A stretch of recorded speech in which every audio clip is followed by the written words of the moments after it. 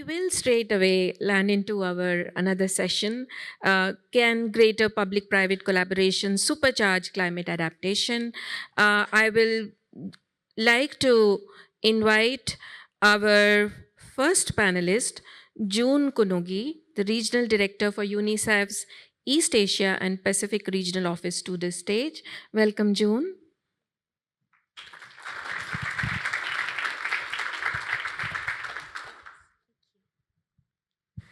And next we have Spencer Lowe, the Head of Regional Sustainability for APEC at Google. Hello, Spencer. And finally, we have Winston Chow, a Professor of Urban Climate at Singapore's Management University and co-chair of Working Group 2. Welcome, Winston. Thank you all for joining us today. To kick us off, I would like an opening question to you all. My question is, you each work within different sectors, yet we are all facing the same consequences from climate change. From your perspectives, what's at stake and why should we be focusing on public-private collaboration as a solution? May I call upon June to first respond to that? Thank you, Divya, and thank you very much for the opportunity for UNICEF to be here today. And to be honest, I was actually very humbled sitting here this morning and hearing all the wonderful initiatives and technical solutions. And clearly, there's so much brain power and capital represented in this room. And UNICEF is very much an operational agency. So we cover the social sectors for children. We do a combination of development and programming as well as humanitarian response. But with the impacts, the negative impacts and the crises caused by climate change, we're actually seeing that we're in many ways like the first responders also to when the crises strike. So whether it's in health and nutrition, water, sanitation, hygiene, child protection, education, we are there as well. So really, yes, what's at stake? So again, thank you for the opportunity to put children on the agenda as well. And we've, with our partners, we've calculated that 1 billion children in the world are at high risk of the negative impacts of climate change. And even in this East Asian Pacific region, this is actually the region with the highest risk, for children. And, we saw last year even like Typhoon Yagi, it hit multiple countries. It hit Vietnam very hard. Laos, PDR, Thailand, and Myanmar. And Myanmar is a country that's affected also by conflict. And then also there was an earthquake. It's just like, crisis after crisis are happening there to a very vulnerable population. But when these climate crises happen, whether it's floods or cyclones, basic social services are often very hard hit. And it's very hard to restore them. So we see things like schools affected, healthcare services, nutrition, and even air pollution, and something that's maybe less visible, but it's been estimated that 7 million people die every year of causes related to air pollution. And even in East Asia Pacific, we've calculated as UNICEF that in our region, 100 children under 5 are dying every day from causes related to air pollution. So that's really what's at stake. And yes, you mentioned the public-private collaboration. And, I was also thinking, what is what connects us all? And it really is about children as being the foundation for human capital development. Because, everything needs, productive, healthy, very supported, well-nourished human beings. And so again, I think in today's context, it's about not only human capital development, but also human capital resilience and innovation. And that's also what I was hearing in this room. So again, that's why I think the partnerships are so important. We work together, of course, with governments, with civil society, with communities, children themselves, and increasingly with the private sector on making social services climate smart, resilient, able to withstand shocks and crises. And therefore, it's really a shared investment for everyone. Thank you. Spencer. Well, first of all, thank you for having all of us here to the climate group. Thank you for organizing this. In terms of what's at stake, I think Harjeet said it really well on the previous panel. It's going to take an all of society effort. And in fact, I heard that there's a new term. It's not the triple P, public-private partnership, but the 4 Ps, the public-private philanthropic partnership. But I think what's important to note, it's not just capital, it's also know-how and technology. And for us at Google, what's really interesting is how can digital technologies help address the situation. In terms of digital technologies, if I may, just want to clarify that there are lots of exciting things that are happening that can help with climate resilience, and we're talking about Internet of Things, remote sensing, satellite imagery, etc. But one topic that I'm sure is on a lot of minds would be AI, which certainly is a big contributor to how we can become more resilient. But just like to address the issue for some of the audience is that, well, aren't these technologies, especially AI, potentially contributing to climate change? I'd just like to address that Google is very committed to responsibly managing the resource consumption of AI. And according to the latest report of the International Energy Agency, that just came out last month, that AI currently is responsible for about 0.5% of the greenhouse gas emissions of the energy sector. And if we're not careful, it could grow. But we want to make sure that it doesn't get much higher. But at the same time, there were estimates that the application of AI on current technologies through information, prediction, and optimization can contribute to a 5% reduction in greenhouse gas emissions of the energy sector. But it's incumbent on an all-of-society approach to drive the ability to harness the power of AI. And it, again, takes public-private partnerships because it involves upskilling, it involves the deployment of capital for infrastructure, et cetera. But specific to climate resilience, if I may, why Asia? I think it's important to note that we have about 60% of the world population here. And statistics show that despite this large body of population, living in APAC gives you a 6 times higher likelihood of experiencing extreme weather events. So the vulnerability here is very significant because we have very densely populated cities in low-lying areas. So how can digital technologies help? I think we look at it 2 ways, through managing what's acute and also what's managing what's chronic. And for what's acute, a lot of it comes down to predictions around weather, extreme heat, drought. We've developed, with the application of AI, flood models that apply across the region. Flooding is a major risk for cities in the region. And in terms of what's chronic, if you look at declining yields for food security, AI can also really help with the agronomic improvements that will allow food security to be guaranteed. And certainly extreme heat, including the urban heat island effect, which we experience here in Singapore. There's a lot that can be done in terms of urbanization and urban redevelopment using AI that can help reduce that. And finally, air quality is a major issue where AI can play a role. But just to summarize, I think what digital innovation can do is give you better data, more data, faster, and allow you to do something with it. Thank you, Winston. Yep, thanks. First, thanks to the Climate Group for inviting us here. Good to catch up with old friends in the audience and also in the panel as well. I love that intervention. I wanted to also add the pros for AI are fantastic in the science world. You can apply that in many ways to make sure that it's democratized and also interpreted correctly. But the cons are obviously, it's better to focus your resources on climate resilient work with AI as opposed to watching endless streams of cat videos that we all are prone to do. But I digress. Anyway, good afternoon, everyone. I'm Winston Chow. I'm here as a climate scientist working down the road in SMU, but I'm also the co-chair of the Intergovernmental Panel on Climate Change Working Group, looking into impacts, adaptation, and vulnerability. And I can tell you that over the past week, in this Ecosperity Week, both everything that happened at MBS and also on these very important partner events, I am extremely heartened because we've been talking about the importance of reducing vulnerability, the importance of enhancing adaptation for almost 32 years.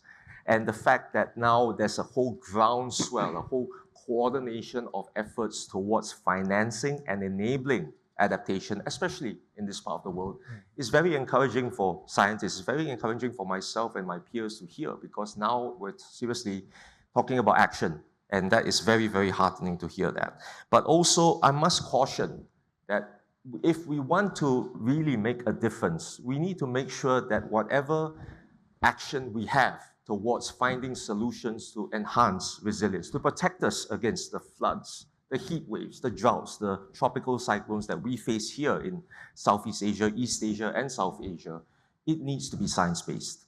It needs to be underpinned and supported by what my peers and what the scientific community has done so for decades.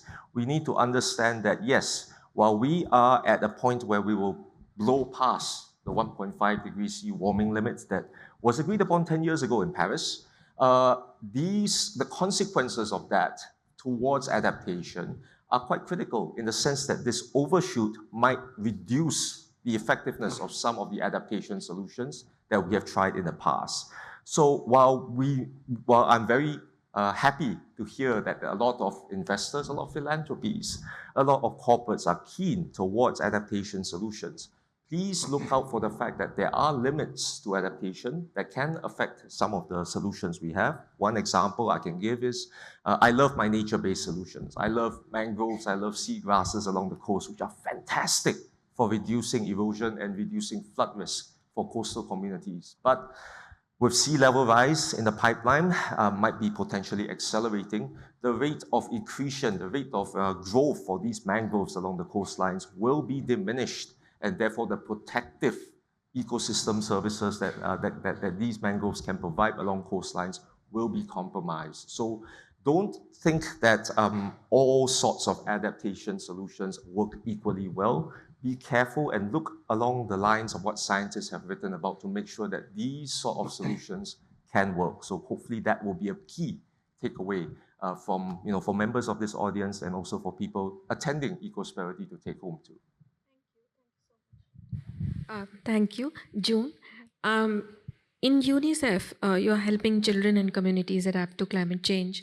What are your key priorities when it comes to building resilience and driving impact to scale? Thank you, Divya. Essentially, we have a three-pronged approach, and really the first pillar is about protecting children and the basic social services that support them in vulnerable communities. And as I mentioned before, these include health education, nutrition, child protection, social protection, water, sanitation, hygiene. And I'd like to actually add in there early childhood development and care as well, because that's, the first 1,000 days of a child's life, from conception to the second birthday, is a critical window of opportunity.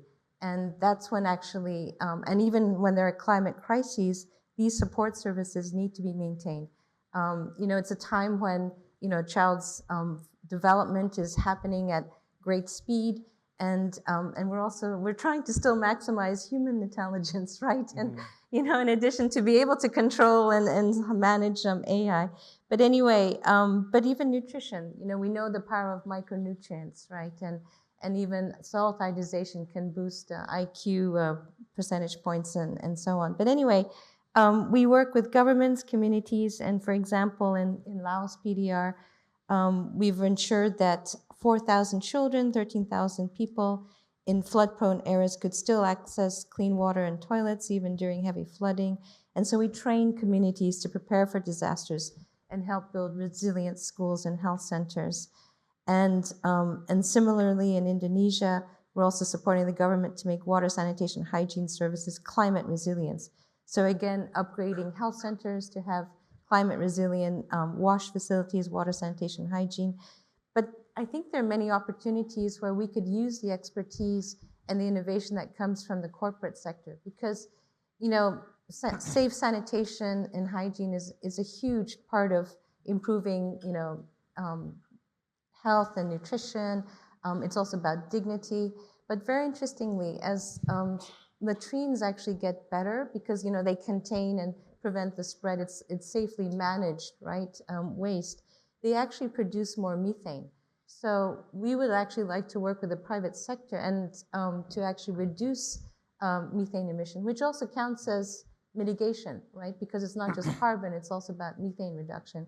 So again, what can we do to actually make better toilets, right? And using the power of innovation with the corporate sector as well. And we're also looking with universities to actually better measure this and track and monitor progress. The second pillar, and which is really, I think, the most exciting and inspiring pillar, is really working with and for children and young people. And that's really where we're engaging them and training them, skilling them to have the skills that they need to be, adapted to a greater risks from climate change, to have the knowledge, and then also the platforms to actually participate in informing solutions, programs, and policies. So what's exciting is, for example, in Malaysia, we've been working with partners on an initiative, both with the public and private sector. It's called Youth Environment Living Labs, or YEL, and it's helped fund 100 youth-led projects and connected with various organizations to offer green skills training to young leaders. And it's basically involved 5 million young people and community members. And then third one is just, it's such a fundamental part. It's about the advocacy. We need to have, movements, we need to have, advocacy and commitments to bring about those change. Again, we have the NDCs, we have the commitments that come from COP, and we hope that, and are gearing up towards the COP in Brazil, which we hope will be more child-focused and led. And just the fourth pillar, if I may, is just that UNICEF works very hard on also greening our own systems. And so what we do is already it's about a third of our energy is all from renewable sources. And then we also purchase carbon credits to offset carbon emissions from operations and travel. And just to say, we are looking for public-private partnerships. We recently became accredited to the Green Climate Fund. So again, we really believe in the power of partnerships and finding solutions together. Thank you so much, June. Spencer, how do you see digital innovation driving climate resilience in Asia? You spoke a little bit about it previously, but could you just elaborate on how can it impact resilience outcomes? I think I laid out the broad outline of what I think digital innovations can do, but I would like to get into a few examples. But first, again, to scale to get a sense of the challenge, even if the world decarbonized miraculously overnight, I think our scientists are telling us that there'll still be a period where we will see continued extreme weather accelerating for a while. And so how do you become more how do you find the ways of becoming more resilient to the impacts of that? And one reason why digital technologies can help a lot is that to be resilient, the measures need to be hyper-local. Unlike mitigation, where a ton of CO2 removed or reduced or avoided somewhere, helps the whole system. To be more resilient, you really have to look at very, very local conditions, and that's where you need better data sets to really understand what's happening on the ground. And so an example of that is weather prediction. I think if you're looking at broad weather patterns, there are very good models already. But the issue is that if you want to get to specific drought predictions or more specific extreme weather heat waves, et cetera, you need more and more computational power to be able to get at that hyperlocal level. And so through our work with Google DeepMind, et cetera, we have the increasing ability to give hyperlocal weather predictions. And then you could say, so what? Okay, we know a heat wave, there's a high likelihood of extreme heat wave coming. Now with digital technologies, we find that in times of disaster or extreme conditions, people do turn to trusted sources, one of which is searching Google. And we are working with national authorities to provide trusted information in case of extreme weather events. And that is one way where we can actually make communities more resilient once they know that something is coming and they know where they can get information to protect themselves, to save lives and livelihoods. Another specific example I'd like to give is, I mentioned agriculture. Now, rice is an extremely important crop for Asia, and we're already seeing impact on rice yields due to the changing hydrology in different countries, too much water, too little water. And in fact, it's really important to deal with that through rice strains and methods of growing rice that adapt to the changes. And I've once met a policy maker in the Korean Ministry of Agriculture who felt that Korea needs to replace all its rice strains in 20 years. They have 20 years to do that. And even for a well-organized, prosperous country like Korea, because rice growing agriculture is a very conservative sector, they're concerned that 20 years isn't enough. But you have to complement that with the research.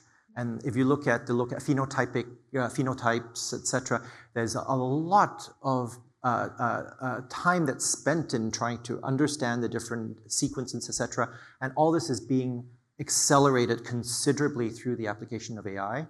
And Google is pleased through our philanthropic arm, google.org, to have actually supported the International Rice Research Institute with some of this research, but also in terms of offering the technology that Google has to help them accelerate that research to come up with strains that can help Asia become more resilient and more food secure. So hopefully these are interesting examples. Thank you very much for those examples. And Winston, Yes. so it's predicted that by 2050, close to 4 billion people will be living in urban areas in Asia. What do you think what the role public-private partnership would play in ensuring climate-resilient infrastructure development in this region? The short answer to that question is a massive role for public and private collaboration. But there are other sub-themes to that question that really should also be considered. One is that, to borrow your analogy, Spencer, it is incomplete to just say 3P, or in this case 2P.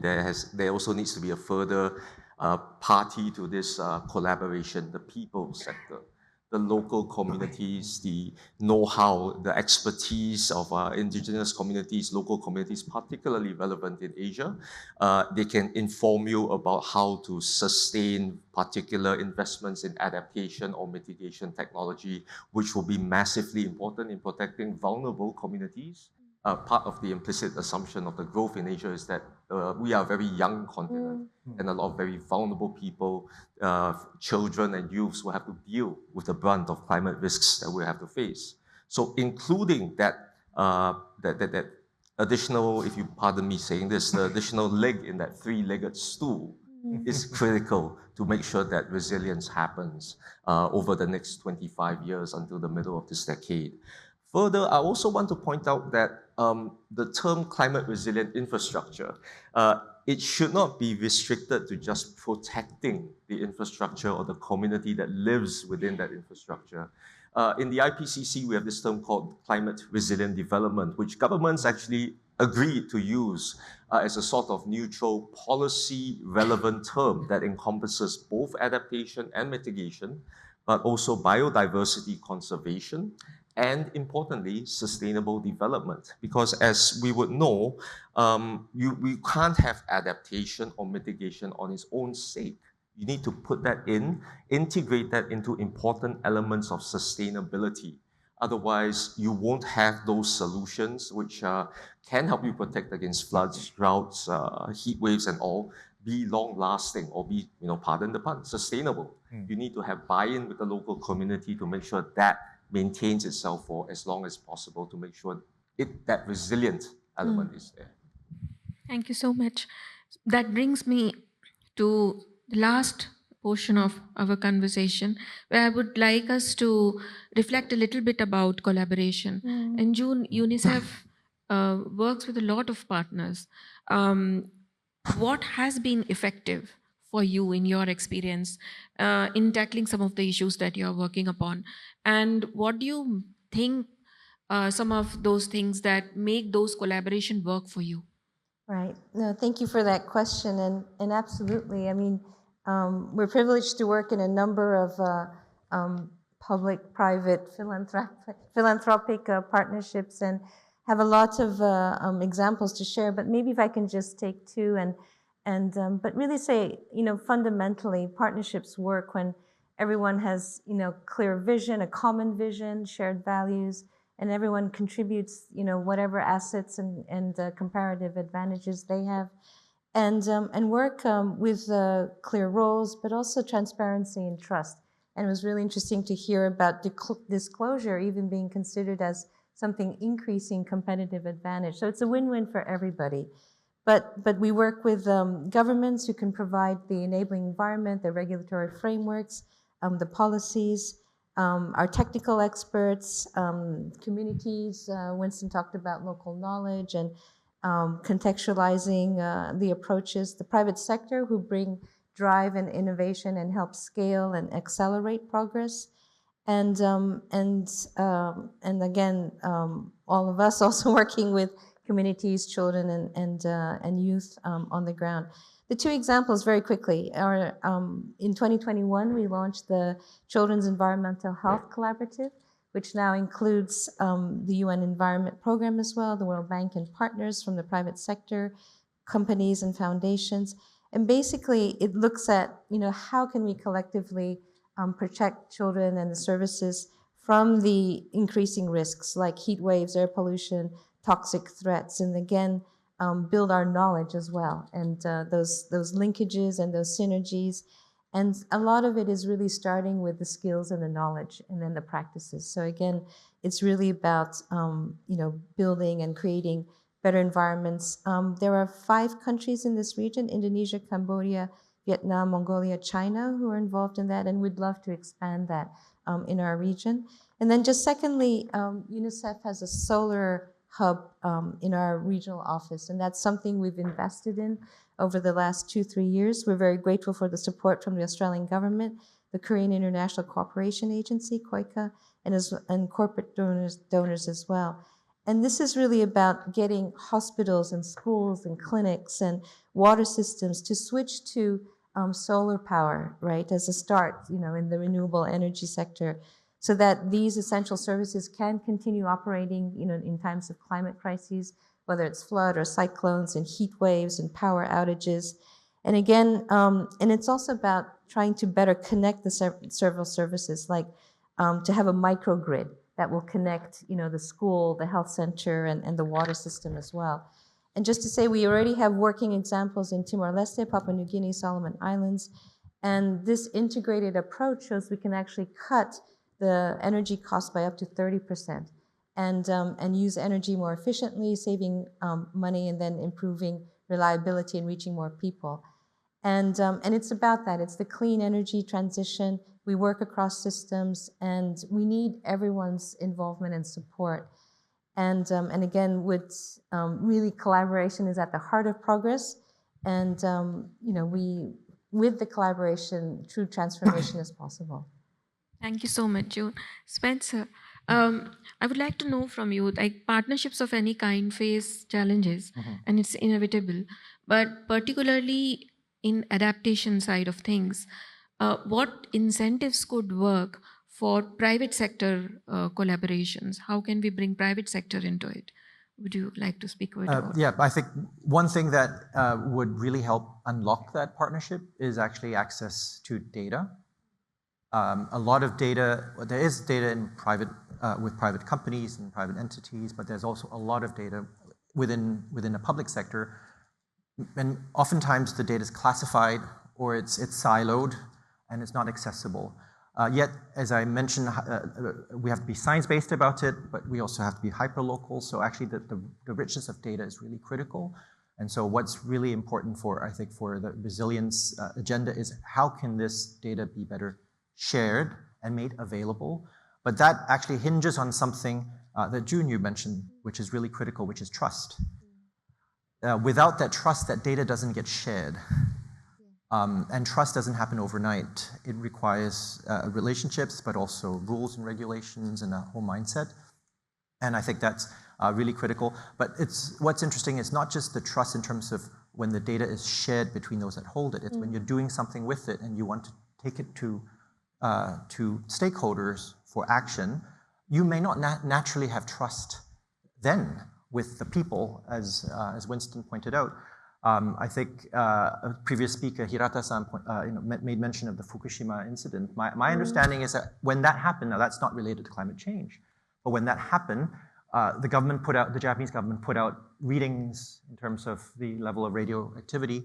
And my understanding from my Japanese friends and colleagues is that there was a lot of distrust around those numbers. And now that gets in the way of how the community can react to what's going on if they don't trust the numbers. And I understand there was a cottage industry of people trying to get their own readings, and that's not very helpful. So I think that trust is important and needs to be nurtured and built. And just one more final point, I think it's quite a bit technical, but for the private sector to join in efforts to boost the resilience of communities and countries, especially in this part of the world, they need to know what the priorities are of the government. And for that, I think that's the role of national adaptation plans. But many countries in the region don't have national adaptation plans yet, or have not made them public, or in some cases don't have the capability of developing them. And I think this is an area where private, public, philanthropic efforts could really help unlock something, because that's a prioritization exercise that can then crowd in capital, but also know-how to address the most pressing issues as determined through a transparent process for what are the national adaptation priorities. Thank you. Winston, would you like to also comment on that, please? And then we will end the session. Sure, yep. Spencer said it perfectly well. Just to add on to that, the sort of collaboration, if you want to have these solutions in place for resilience to happen, let me just say the solutions they're not novel. They're there, they're new. We know that they work. But in order for that to work, you need to have the level of collaboration and trust, which both June and Spencer have talked about, to be present. Otherwise, nothing will get done, and that's utterly essential. Also, if I could quickly add, and I know that time is running out very, very soon, the importance of successful climate adaptation in this space. You need to be inclusive, not exclusive. Harpreet said it before in the earlier panel.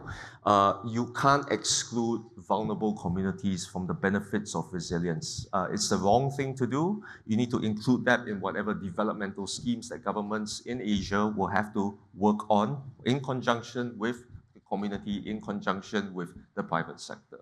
If you want that to be successful by 2050 and beyond, that's the way to go. Include, not exclude. Thank you so much, all three of you, for that exciting conversation. It was very, very insightful. And I really personally enjoyed all what you said today, because the subject is very close to my heart. Please join me in thanking all of our three panelists today.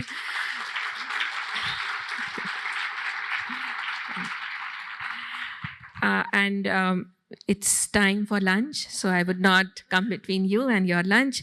Please leave your handsets over here, and we will see you in an hour's time. Thank you so much.